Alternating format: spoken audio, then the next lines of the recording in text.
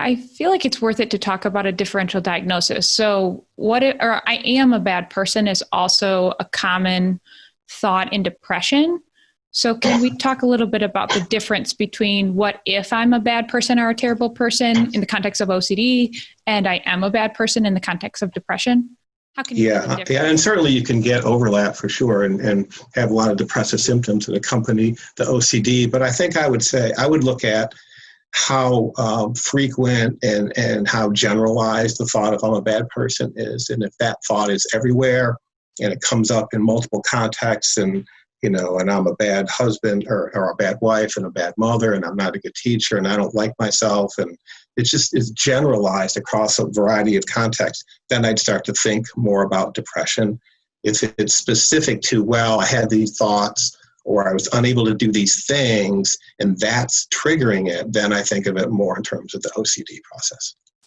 Okay, yes. And what if, so we're kind of talking about people that are distressed by the possibility that they're a terrible person, which is everyone, but also I find that some people find their over-conscientiousness or their responsibility kind of egocentric. So they can't imagine being egocentric, meaning it feels reasonable to them and they can't imagine being any other way.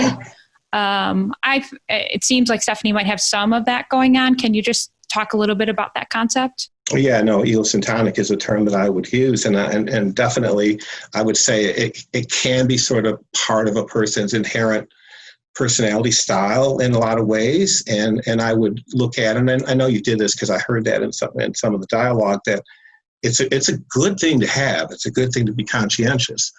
But if it goes overboard, then it's going to get in your way. And I would look at, is the level at which you practice it workable in your life? And try to take a real practical look at it, kind of the ACT way of thinking about it. Is this workable? Does it work? And have her, be aware, and I'm sure she is, of places where it just goes overboard.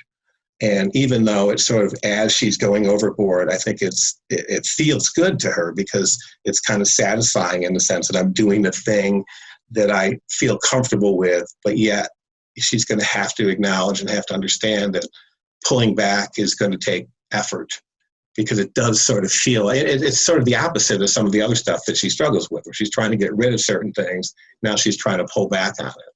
Yeah. And that's the meaning of the ego, centricity that you referred to, for sure, that it seems like it's part of me, but recognizing that I'm practicing it to excess and where it gets in the way and I need to pull back, I think is it's something that you work on. I think you guys have talked about that.